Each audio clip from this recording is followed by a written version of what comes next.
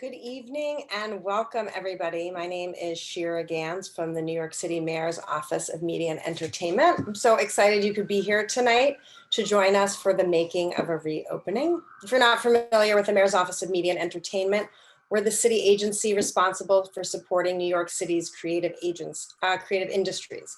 One of those being the music industry. So this year during the pandemic, we took our New York Music Month program, which normally just takes place in June, and we've turned it into extended play. We've been running virtual programming since January. I'll put in the chat the URL. You can check out all the programming we've done to date and a few more things that are upcoming. If you want, throw in the chat where you're tuning in from. It's been a cool thing during the pandemic to see folks beyond New York borders joining us for these discussions. And without further ado, I'm going to hand it over to one of New York's newest cultural institutions, the Shed, to talk about the making of a reopening. Thanks, everyone.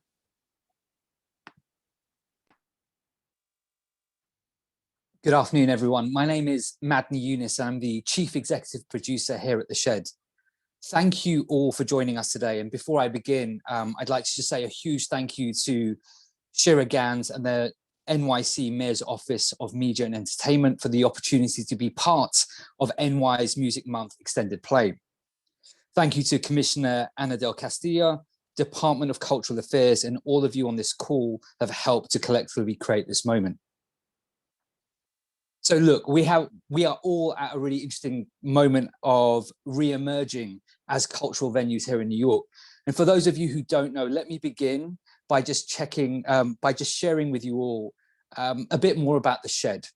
So The Shed is in Hudson Yards. Our artistic director is Alex Poots. He's both our artistic director and CEO. When Alex, alongside Dan Doctoroff, the chairperson of The Shed, the founding chairperson of The Shed, came together, an idea was born, an idea to commission new work. For Alex and for many of our colleagues at The Shed, the notion of commissioning felt both urgent and necessary and could add another complexion to the already rich landscape that is New York City. Today at The Shed, on this very day and this very important day, we are a polling site at present. So today, New Yorkers are voting in the McCourt in our building today at this most important time in this city's history. This afternoon, you'll have a moment to I will introduce you to some of our amazing colleagues who I've been working with over the past year. These have been the colleagues who have been responsible for developing the plans that we executed for helping us to reopen our building. A lot of what you'll hear today will probably echo for many of you. And for some of you, this will be new and hopefully can inform some of your practices as you go forward. I want to begin, before we dive in and introduce our fellow colleagues, by just acknowledging our privilege as The Shed. We are in a really blessed position. When The Shed opened its doors in 2019, we opened a building that was fitted out with the state-of-the-art technology across all of our spaces. The generosity of our board members of the City of New York and so many philanthropists and community groups enabled us to open a building that was really made for the 21st century. And in many ways, that context allowed us to feel like we had a real chance at a form of reopening. Today, we're going to talk about what it took to get our building open for an audience with, which was a small series of one-off shows that we presented earlier this year. But it's worth just noting that we didn't just arrive at that moment of an audience with. What we did in November of last year, we produced a film entitled November, written by Claudia Rankin and directed by Philip Humans and stage directed by Taby Mager. So we did this film, and this film gave us a real sense of what protocols we had to introduce. It wasn't like making a piece of theatre, for we acted under the SAG-AFTRA rules. But nonetheless, that was a real testing point for us as an institution. And in a moment, you'll hear our colleagues talk about how those decisions helped inform the way we would think about an audience with. It's my great honor and my privilege to invite my colleagues here at The Shed to introduce themselves with both their title and their pronouns. So let me kick off again. My name is Madni Yunus, he, him, his. I'm the Chief Executive Producer here at The Shed. Allow me to please pass on to Laura, who can in turn pass on to one of our other colleagues. Thanks, Laura. Hi, good afternoon, everybody. I'm Laura Aswad. I use she, her, hers pronouns. I am the Shed's producer for live performance, live productions, and I've happily been working at the Shed since 2016 and was the lead producer on An Audience With. Thank you. I'll kick it off to Sarah. Afternoon, everybody. My name is Sarah Pierre. I use she, her, hers, and I am one of two production managers at the Shed, overseeing technical and production elements for all live performance. And I will hand it off to my colleague, Pope. I'll unmute myself. Good evening. My name is Pope Jackson. I'm the other production manager here at the Shed, and between myself and Sarah, if it's happening in this building, we are a part of it. And finally, from Ms. Annabelle. Sorry. Finally. Hi, thanks for having us. My name is Annabelle Thompson. I'm an associate producer here at the Shed, one of two, and thank you for having us today. so that is our wonderful team from the Shed. Thank you to our colleagues for being here, and thank you to all of you for watching and listening in. I just want to acknowledge before we jump into questions, and the format today will be, I will ask a series of questions to the colleagues, my colleagues on this call, and then we'll open it up to questions from the floor. But before I do that, I just want to acknowledge a colleague who recently stepped down from his role. Mark Warren was our director of production, and Mark Warren was both very experienced and instrumental in the plans that we developed. It would be remiss of me not to just give him a shout out at the top of this conversation. So huge thanks to Mark. So this afternoon, we will talk about An Audience With and how we went about realizing that. I'd like to kick off by just asking Laura a question. Laura, as we began that journey of thinking about, considering the idea of reopening, we felt it was really important for the Shed to be at the forefront of that and be part of that conversation. But Laura, do you want to just begin by maybe setting up some context for us? Describe to us some of the peer-to-peer learning that was taking place, and describe to us what the Governor's Task Force was and how we engaged and what lessons we took from that. Thanks, Laura. Thank you. So we were approached, Alex Poots was approached, I think back in May, early June of 2020 to come together as one of several flexible spaces in New York City to work on a task force chaired by Jane Rosenthal of the Tribeca Film Festival, and the group, which was comprised of the Shed, the Park Avenue Armory, Brick, St. Anne's Warehouse, Harlem Stage, National Black Theater, and I think at some point the Perlman Center joined as well. That flexible space task force was given the objective of coming together and trying to put down on paper what would be the protocols and guidelines for in-person performance to come back. And at that point in time, the work began, and we started referring and I worked sort of behind the scenes to help support Alex, as did Mark, Sarah, Pope. We were looking at how we could bring audiences back and artists and crew and start doing shows again.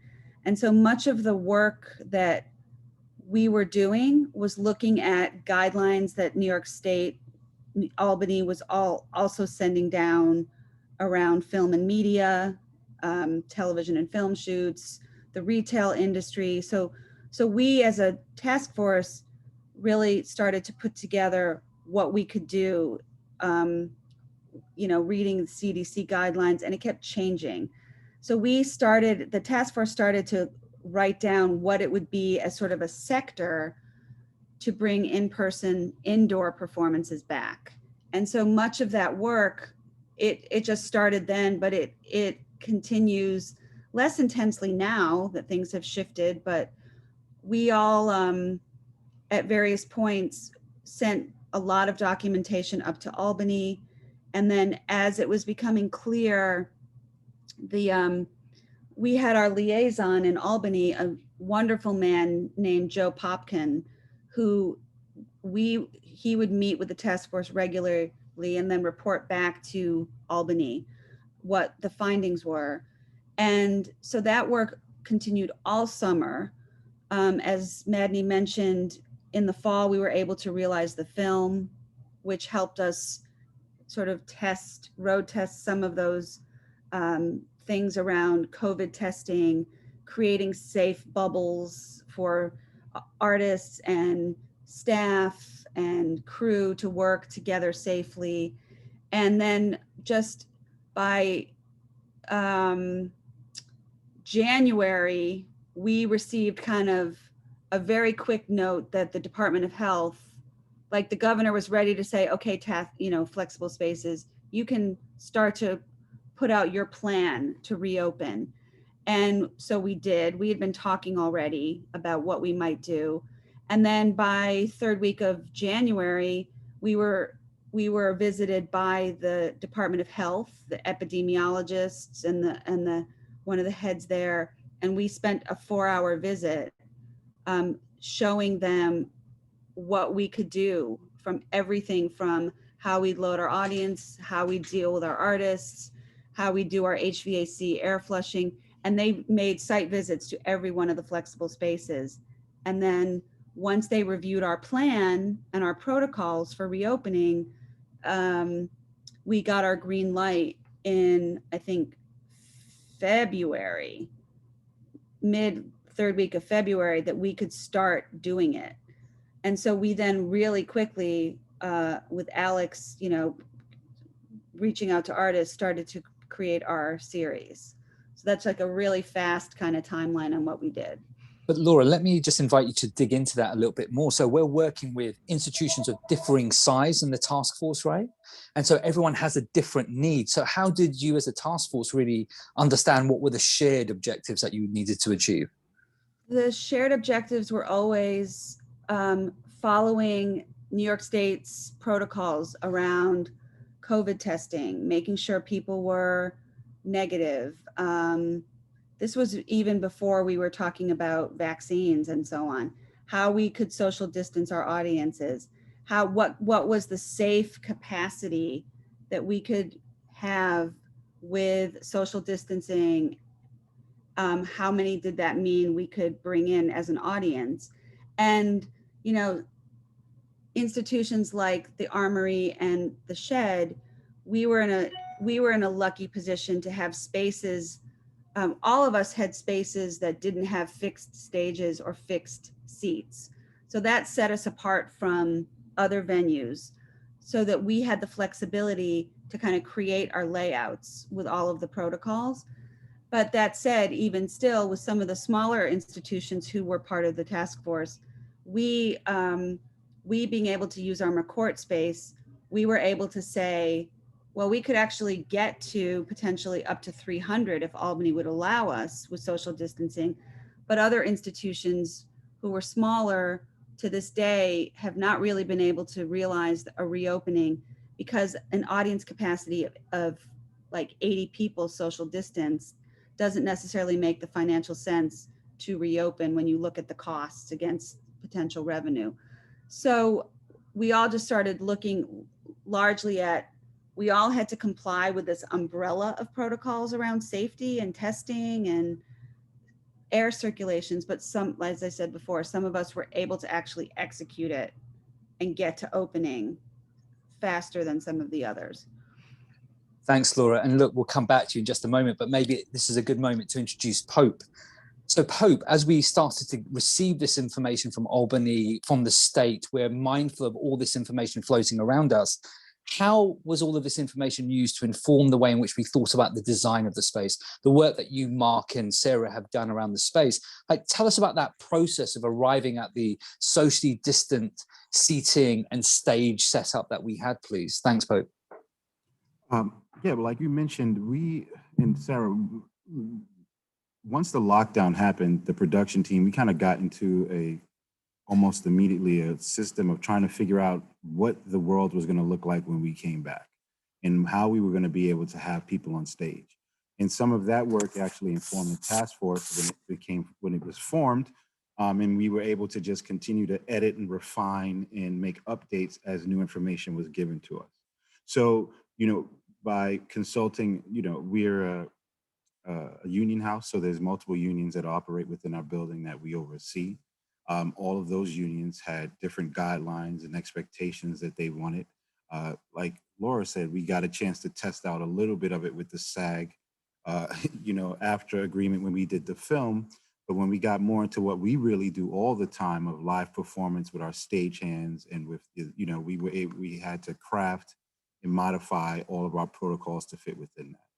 It also, involved us now creating new protocols and also providing new equipment, like our COVID station, like it's something, that's now a part of our call. There's a cart that's in any room that people are working that is just a PPE cart and hand sanitizer, and just, maintaining that and the materials for it. And also the awareness to keep everybody safe and aware of the protocols. It's one of those things where part of your job beyond the general practice of putting the show up is we're stewards of everyone's safety, right? So we have to focus on the safety of the crew as well as the safety of the audience. And that was a lot of the work we did. Thank you, Pope. And Sarah, if I may just call upon you, it was really clear to us that at the Shed, in order to realize our film, we worked under SAG-AFTRA rules. We, of course, are a local one house, but we were also realizing that unions, bodies, organizing bodies were also catching up with their own protocols. We're trying to respond to everyone's needs. What was it like working with vendors and our unions? And give a couple of examples of how things worked well and what the lessons were that you learned, Sarah, through that process. Yeah, absolutely. So I think, which sort of Pope and Laura have alluded to, that a lot of this was really a collaborative process kind of from the get-go, that it was all about, we came forward with our thoughts and ideas about safe ways to reopen, consulted pretty much any and every information we could find. And, any good idea we were willing to take. And then once we started to pull all that information in, we sat down with our crew heads and went through all of our protocols with them and said, what of these make sense to you? What do you have questions about? What do you have edits? Because ultimately, as much as we understand and can advise on the overall scope of how we work together, they understand the specifics. And so they could say, actually, it might make more sense if we worked in this way, or if we approached an artist in this fashion.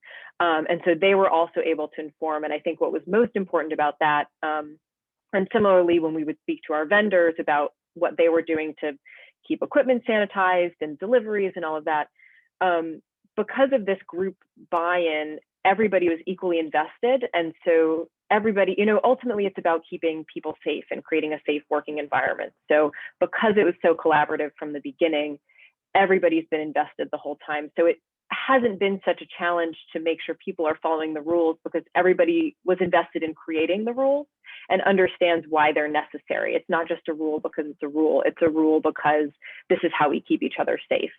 And so I think that really spoke to, and that was a really instrumental part in building all of this. And I just have to say, it was a really great feeling to be able to call up our crew, call up our vendors who we have really close relationships with, and say, hey, we're doing a live show. Can we get some equipment in? Can we, we're going to call you back. We're going to have performers on stage. That was just a really exciting moment to actually, when we finally got over that final hump and got to the point where we were producing something again, just felt great. And Sarah, look, that energy that we all experienced on those days, getting ready for an audience with, what was that first day like when we finally had our crew heads back in, we had our union colleagues back in? What was the feeling that was happening inside you? Like, how did it feel different to what we'd done previously?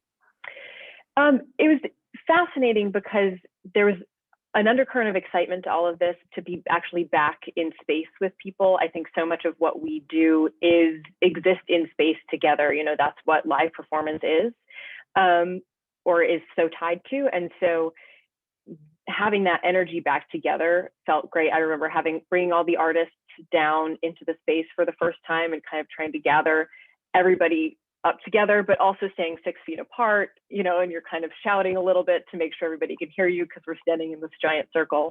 But at the same time, there was also an interesting learning curve coming back, because for most people, it had been a year plus since they'd done anything related to live performance. So I know some of our crew would come up to me and say, I'm sorry, I didn't quite do that right. I'm a little out of practice. It's like, it's okay. We're all coming back together. We're relearning how to exist in this world together. And so that was, there was kind of both things at play. That's beautiful, Sarah. That's beautiful. Thank you. I'd love to just invite Annabelle, our associate producer, who worked on an audience with. Annabelle, what was your experience of working with those artists who were willing to perform as part of our opening shows? Did you sense trepidation, excitement, nervousness? And how did you help allay their fears? I mean, let's also remember to all of us on this call today that we are presenting an audience with probably slightly earlier than many of us actually achieved our first of action shot at that time. So a lot of these artists had agreed to be part of this event with the protocols that Sarah, Pope, and Laura have just described. But for you, Annabelle, as our associate producer on this work, what was your experience like of working with those artists? Yeah, I think in the beginning, there was definitely a sense of general caution among artists, especially leading up to their arrival. As you said, everything kind of felt new and there was a lot of unknowns around spring reopenings. But those feelings seemed to really dissolve once they stepped into the court, seeing the size and openness of our space. A lot of concerns around social distancing and such were relieved. But also because of our rigorous COVID testing, I think artists felt safe, knowing that everyone that they came into contact with was cleared and safe to work. And, we just really wanted to foster a space where folks would feel more comfortable leaning into their excitement of performing again. So we did what we needed to do to create a safe space for that. And lastly, and ultimately, I think what we experienced with artists was a general sense of excitement and awe to be back in front of an audience. And the feeling of excitement and in some ways relief was reciprocated between the audience and our artists, which was a very special moment. That's such an important point you make, Annabelle. When we all reflect on it, I think one of my big reflections about an audience with was that we had an amazing lineup. The New York Phil, Michelle Wolf, Jimmy, a whole array, Zainab Johnson, a whole array of amazing performers stood on that stage. But I was in awe of the audience. I couldn't stop looking at the people around us. The real stars of the night felt like it was the audience members that had come out, that had stood there and kind of stood outside, patiently waiting for these tests to have had their testing and come into our building. That energy of the audience felt electric. Those 5 performances each night, it felt like people were taking a leap of faith together, and that sense of community, I was reminded of that. I mean, I've been doing this a while, but being amongst that audience kind of had a renewal effect. And I agree with you, Annabelle, there's something, the generosity of both the artists and the audience created this communion of kind of joy for us. So I'll come back to you in just a moment. Laura, as the lead producer and audience with, what new skills did you learn and how did you apply them to developing the extensive protocols that we implemented? Well, I think I too have been doing this for a very long time. I think one of, the whole new skill set that we had to abide by was around all the safety COVID protocols. Sarah, Pope, and we became COVID safety officers and got certified, and not just, through one class, but several, so we could, have a wealth of perspective around how do you create safe sites and so on. I think, I don't know that it was necessarily new skills, but it was a great experience to be reminded all the time of when you're producing live work, how you just have to be flexible and adaptable, and nothing, you need to plan. We all plan, and we go through so many different scenarios for the what ifs that might come along. And at the end of the day, it was just always present with, this sort of understanding that at any point, if somebody tested positive, what that would mean from an execution standpoint, what that could mean for the audience experience. So it just was a reminder to stay ultra focused on all of the details and all of the practices that we felt very confident in being able to execute. And just, again, being just very kind of open to the you know, what needed to shift slightly, if at all. Laura, if I may follow up, like, do you want to just talk for a moment about, we created a reopening group, right? We created within the institution itself, we had formed a working group, which was a cross-section, Yes. a cross-departmental group that would look at these questions. Laura, just talk to us a bit about what that group was doing, how regularly you'd meet, and kind of like just what the tenor of that conversation was. Thanks. So we have a COVID operations work group within the shed that is really a cross-section of department people. We're looking always at what does it mean to open an institution administratively, and how do we return back to work in our offices? What is it? The shed is also unique in that because we also house 2 visual art galleries, we were able to open under museum and gallery guidelines in October. So we had a visual art exhibition open to the public with a whole COVID protocol before we even were able to open with an audience for live performances. And then we have the section, we were always talking about how does the news from the CDC, from Albany, filter into what we're developing for our own reopening plan from a work standpoint, and then from a performing standpoint. How do you get back to business as a commissioning, producing house? And I also just want to say one other thing. Through the task force, I think it really created a really wonderful bond amongst these institutions, that there was no inherent competition. It was all just very much this collective dialogue and sharing of information and questions.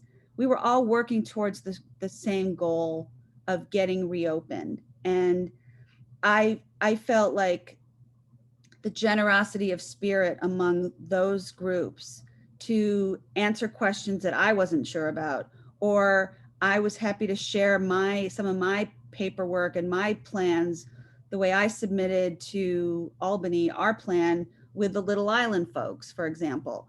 It was like a real sense of camaraderie, and we felt we are like different now because of that experience. We exist less on a standpoint of competition than we do as like sort of a group that is all around the same goal of keeping audiences safe, getting back to work, and presenting arts again. So that was a really nice thing.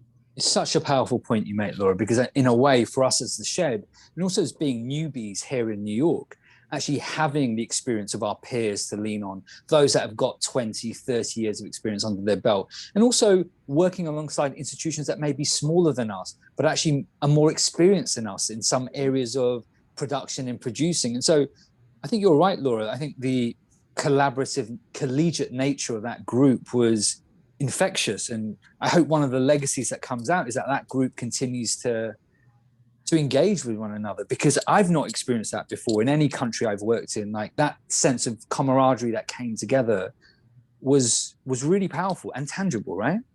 Right. And also just institutions who are not quote unquote in the task force, a real generosity of like, this is the work we're doing. It's for everybody. It's for everybody who can find value in it. So, you know, it's not just about flexible spaces. It's can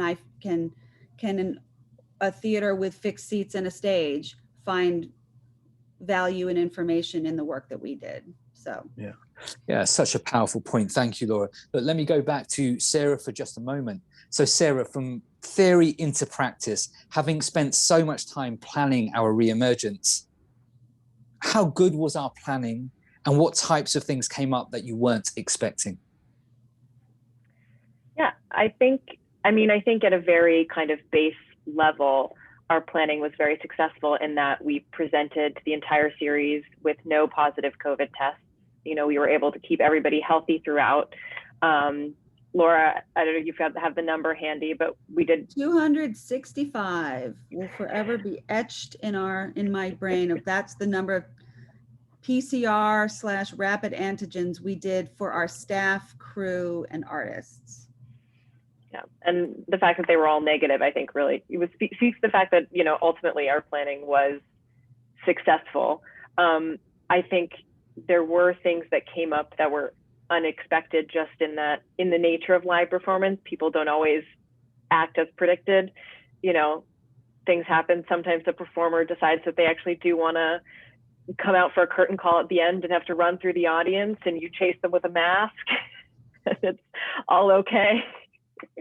But I think other things that were sort of unexpected in a more general way were sort of the adaptability of everybody, that you know, how used to working in these ways we've gotten, that not that, you know, I necessarily want to work socially distanced and masked forever, but everybody sort of knows how to work in this way now, and was really quickly able to become comfortable working masked, working distanced, incorporating these sanitizing protocols, and you know, incorporating the morning COVID speech that Pope mentioned. You know, that's just a part of our routine, and it was very easy to kind of adapt into that. I think the fact that we're a new institution really helped. We've been able to pivot and pivot again, because we don't have a lot of history weighing us down that allows us to kind of shift and say, well, what if we thought about things this way, or what if we tried this? And so that, I think, helped in our planning as well, just that we could pivot, and we did. Yeah, I think that point of nimbleness is really powerful, and even to this day, I think that approach continues to be present in all of our thinking. But Pope, just to come back to you, so for those of us on this call today, an audience opened with a performance by the iconic Kelsey Lu. Pope, as well as the opening and the public presentation of that work, we also decided, in collaboration with Kelsey and her team, to do a digital recording of that at the same time. So not only were we opening to the public for the first time, we decided it would be a good idea to also film this event at the same time, which kind of added to some stresses for us. But tell us, Pope, how did we kind of navigate that, kind of the want of the artist, COVID protocols, and a live audience? What are your memories of how we got through that period and the choices we made? Quite honest, I chose specifically, I think, but we have great IT here. The live streaming here. Stressful as the dirt that we had to bring in as a big scene element.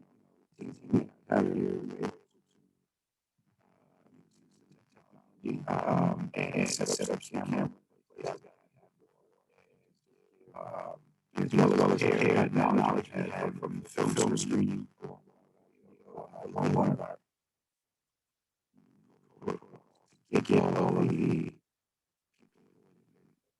Pope, I think we might come back to you in just a second. I'm going to pose that question to you. Your sound it felt like it was intercutting. better. It's much the same, actually. I'll try again. Sorry about that. Maybe so it wasn't challenging as making the experience we had with the November film shoot. Pope, I'm so sorry, my friend, but the sound continues. So why don't you take a moment just to look at your sound, and I'll circle back to you with the same question. It's okay. The joys of working on Zoom conferencing will come straight back to you. But just to move on, just for a second. Hey, Pope. Yep. Can you hear me now? You're perfect now, my friend. Let's go for it again. To adjust your volume so it wasn't creating an echo. Okay. Sorry about that. So yeah, what I was saying was the actual getting the filming component for us was probably less complicated as the scenic elements for that particular show, since we had like about a few tons of dirt that we had to bring in for it. But, you know, we have a great IT team here, so we were able to work with them to make sure that we had the underlying infrastructure in place to pair with the new technology we were using for some of the filming, as well as the protocols that we had just used for our film for November, knowing what to do as far as bringing in the outside film crews and the camera people and the positionings and where they needed to be. So that, you know, I feel like as a production manager in our job, like we are all forever learning and always adapting and always changing, because every show, although it is exactly the same in the sense that every show requires lights, sound, audio, scenic, whatever, the elements of it and how it's used is always different. And so we're constantly, you know, learning and then figuring things out and using that knowledge from the previous show to make us better for the next show. So, you know, again, we've been very fortunate, as Sarah mentioned, that we're a brand new institution, and we've already from day one of the shutdown, we're in this collaborative process where we were communicating with each other, talking with each other, and really coming up with, you know, group ideas of how to make everything work. So that just translated right into an audience with process, you know, just building on what we had already started. Thank you, Pope. And just to come back to you, Sarah, for a moment before I move on to Annabelle, but Sarah, give us a sense of how we had scheduled our days. So we'd come up with a bit of a structure. I know Kelsey was slightly an anomaly in amongst that, but what was our basic structure of like the get in time, the get out? We tried to kind of reduce the number of hours any artist was in our building, but maybe just talk to us about the broad structure that we try to employ, and though that was adapted for each artist. Thank you. Yeah, so the sort of intention behind, the original intention behind An Audience With was to basically set up a repertory stage with a lighting and sound plot in place, a kind of fixed, socially distant seating configuration, and with everything kind of almost plug and play. Like the artist could come, be on stage in the afternoon, tech through, if, you know, for a music act, play through do a sound check and play through numbers. For a comedian, you know, just come up, peel out the room, do a sound check, and that was it. And then do a show that evening, and then clear it out at the end of the night. So have the crew kind of pack everything out at the end of the night, with the intention, not sort of twofold, that it was a manageable schedule for artists and for crew. It also helped to minimize, you know, one of the things that comes up a lot in these protocols is trying to keep days not crazy long, like are sometimes standard in the industry, but instead keep them to a manageable length, make sure that there's a good break in the middle of the day, so that we're keeping everybody healthy. We're not working through the night. For the first show for Kelsey Lou, we adapted, as Pope mentioned, it had kind of a more extensive scenic setup. There were several sub stages throughout the room, covered with dirt that came in on a bunch of pallets, and we trucked it upstairs and spread it all out across the room. And so with that scenic setup, we had about a day of scenic setup, and then we had a full day to really tech through the show. So to work through all of the technical elements, play through the audio. It was the first time that the whole band had really played together. All the musicians had played together in the space, and then a sort of dress rehearsal, and then into performances. So kind of an extended version of that basic schedule that we built originally. And such an important point that Sarah, you and Pope made, because the truth was we did come up with our ideal, which was, to your point, a plug and play 4-hour get in, we have a little break, and then we get the audience in and lights go up, etc.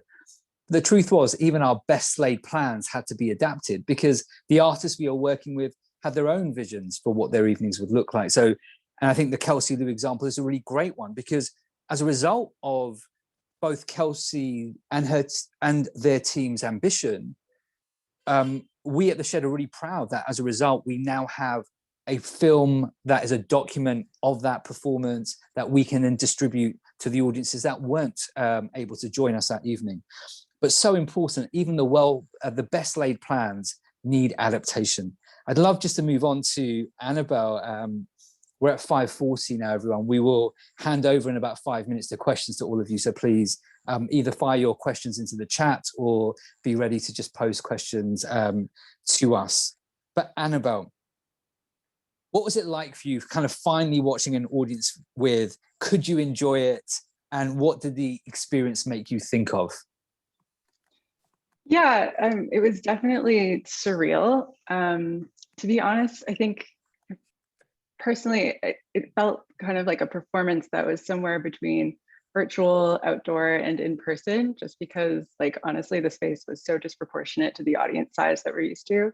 And so there wasn't kind of the same connective experience you get in an intimate setting.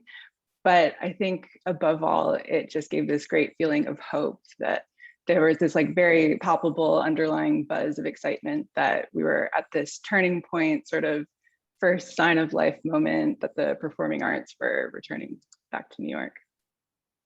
I remember, Annabelle, you, Laura, and I being stood there on the opening night, and I laugh about it now. At the time, we were having heart palpitations because once the audience had entered the space, and as we're waiting for the curtain to go up, audience members, even with all of the information you shared with them in advance, all the testing and so forth that we required of each audience member, there was just a reality. When people entered the space, their default behavior of moving around the space and like wanting to be close to people and so forth.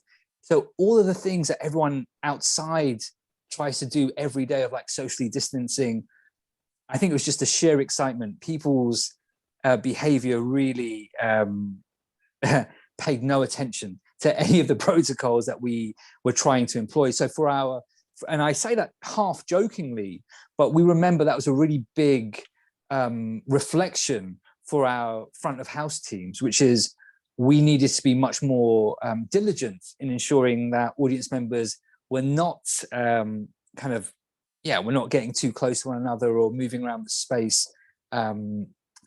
Moving around the space in a way that might be challenging for other people.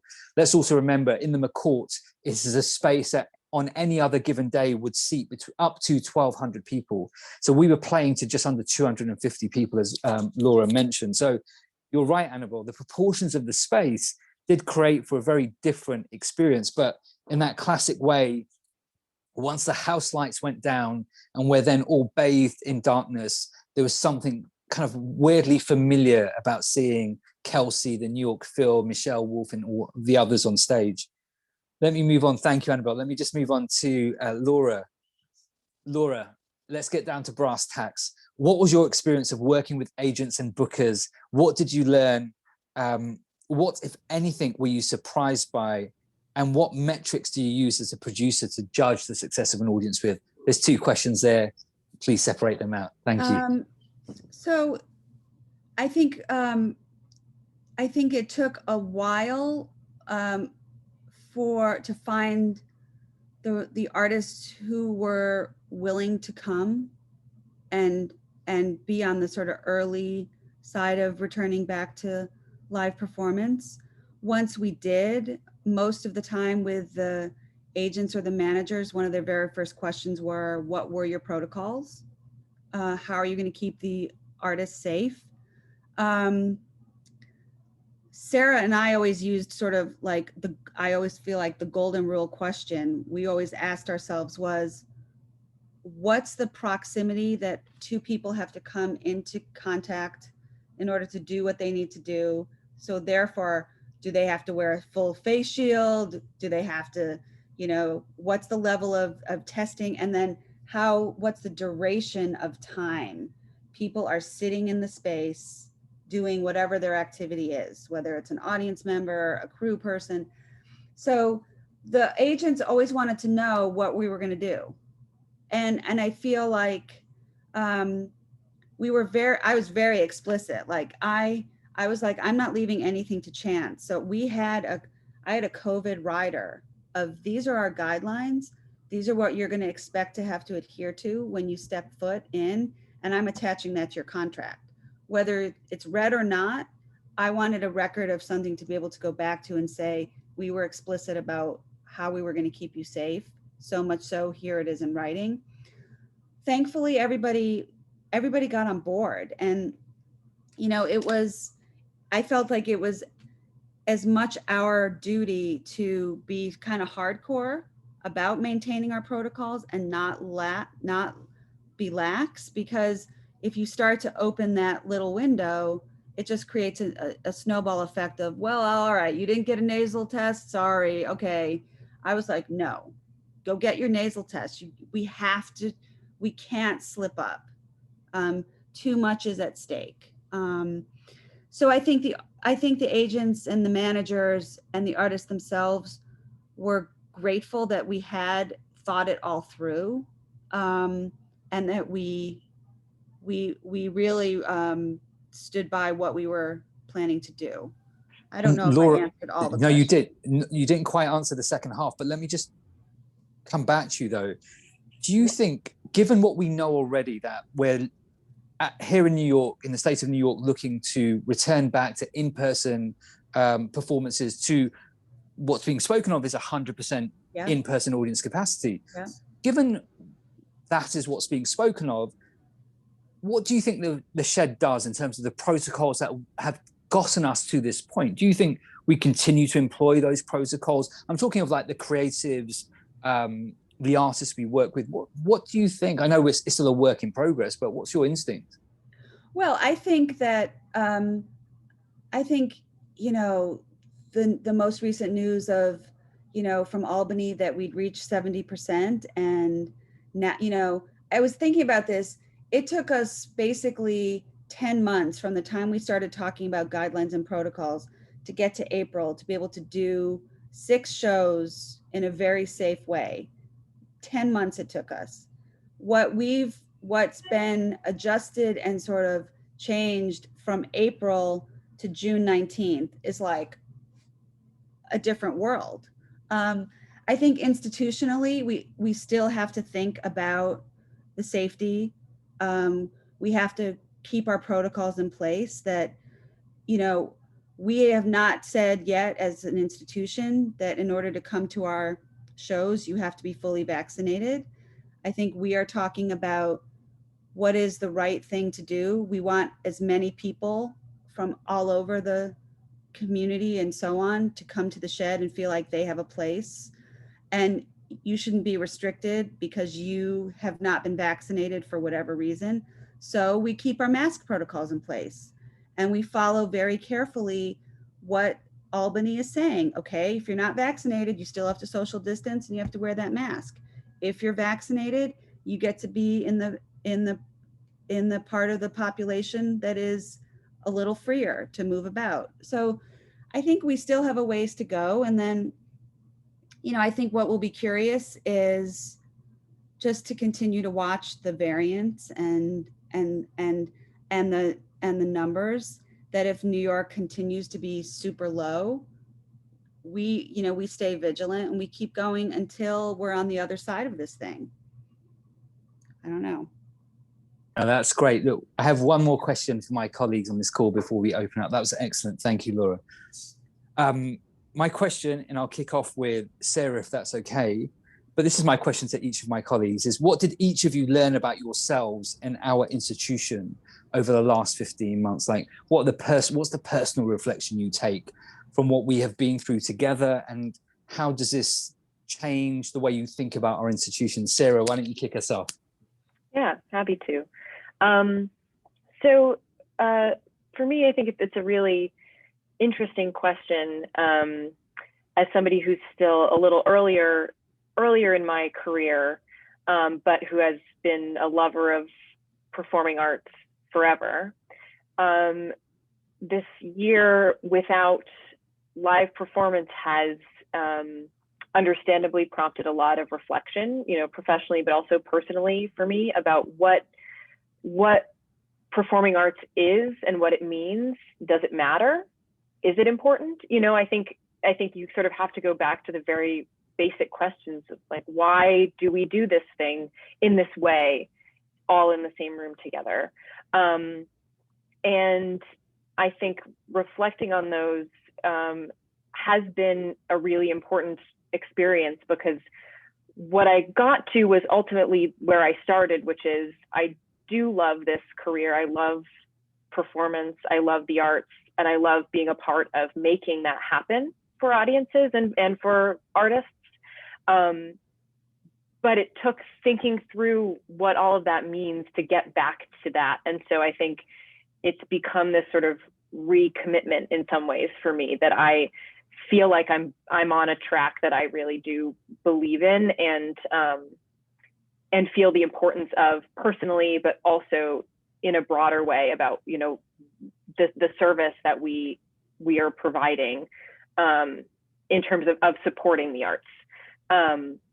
And I think tied into that, there's an importance about taking bold risks. And risks is sort of a funny word to use in this context, because I'm not talking about health and safety risks. But I think there was a big risk that we took, in that we said, we think we're ready to open, we're going to do it. You know, like we talked about, and like Laura mentioned, you can talk and talk forever about these protocols, and the science is constantly changing and adapting, and we adapt with it. And you could be forever caught in this whirlwind of what ifs. And at some point you just have to say, no, we're ready, and we are the ones who should do this. You know, we feel confident in ourselves, and we believe in our place in the New York arts landscape. We believe in what we can bring to our audiences, and we're going to do it. We're going to put on a show again. And I think that importance just sort of highlighted all the more in all of this. That's beautiful, Sarah. Thank you so much. That's beautiful. Thank you so much. The same question: what did you learn about yourself and the institution? To Pope, please.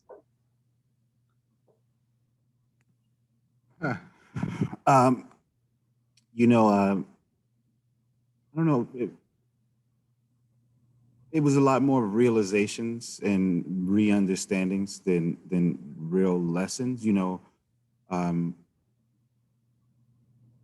as excited, as hopeful, as happy I was, you know, to be able to reopen New York. And if you were on my Instagram live feed, you would have seen multiple videos showing just that.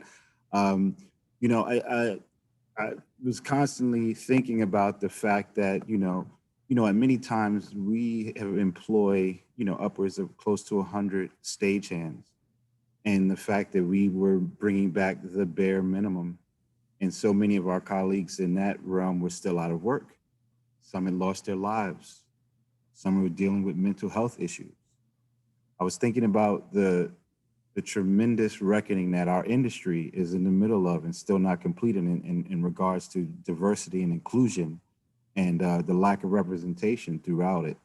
And so, you know, for me, and in regards to this institution specifically, because it's one of the reasons that I was here, the Shed, you know, I often tell people in the interview, expressed it's a commitment and desire to be one of the diverse and most inclusive and most representative institutions.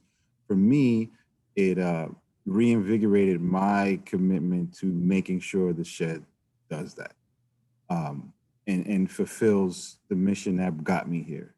And fulfills that obligation, because it only is going to make us better, and it will make us the best if we are able to do that.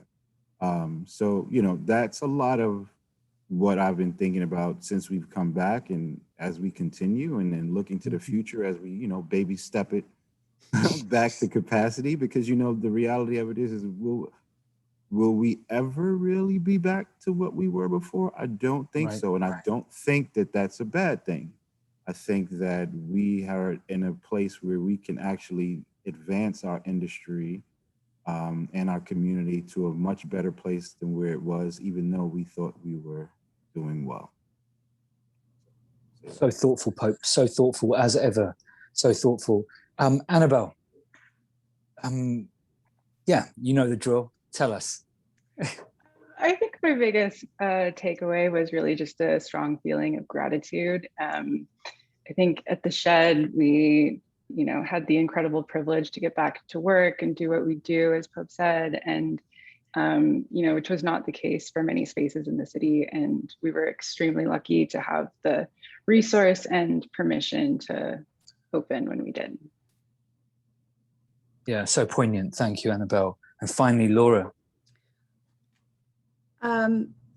I realized that how really great it is to be in person with my colleagues and work together in a room together, and actually just be connected that way physically. I also value so much that I got to know people at the shed who I didn't really know by first name in the other departments, you know, because I'm sitting in the room every day before the show. I got to communicate and like kind of have a connection with the 13 ushers who came, who were our core, who, to be honest, didn't know all of them very well. I got to know some of the crew who a little bit better than I had before, through the personal, like, you needed to like connect very like sort of in a real way every day that we were all together making this happen.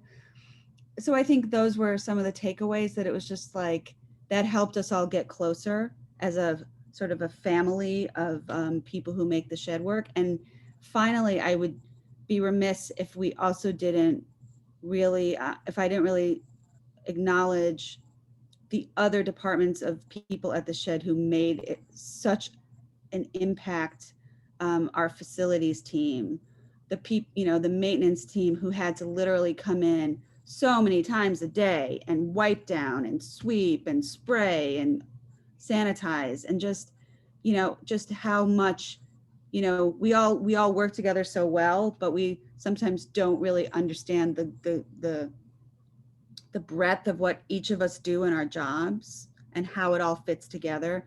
So I think that was just a real takeaway from me, and a big shout out to all the other people who really contributed to the success of the reopening. Yeah, thanks, Laura.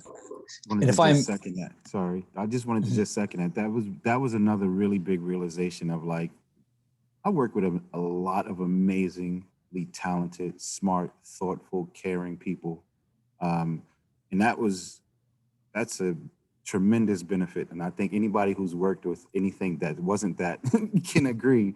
Like, the people on this call and beyond, like, it was a tremendous team that I'm fortunate to work with, and it was great for everybody to execute. Thank you so much. Just a huge thanks to each of my colleagues for their contributions this afternoon. And if I may allow myself just to answer that last question myself, I learned things about my practice that have changed the way I think about live performance. And that is about who we are centering, how we are making our work, and who we are making our work with. Like, for me, that relationship of what live performance means and why it's so urgent and necessary, I think, has been pulled into such great focus over the last 15 months. Like, everyone on this call, all of you that are listening, have been listening so attentively today, we all want to get back to some form of producing, presenting work. But we also recognize that the world has changed. And I believe ultimately the choices we make now will change the world for the better and include more in that process. On behalf of all of us on this call today, all of us at the Shed, I just want to say thank you. I want to just acknowledge and hold up Dupe Ajay, who is our intersectional strategist that works at the Shed, who was responsible for organizing all of this today. So a huge shout out to Dupe. If any of you happen to be around Hudson Yards in the coming weeks, I implore you to come to Open Call, come to our visual arts gallery, come and see the performances that are taking place in the McCall. We are seeing a new generation of New York artists claiming our building and claiming this moment as their own. That is an open invitation to all of you. Thank you all so much for your time today, and have a great evening. Thank you all.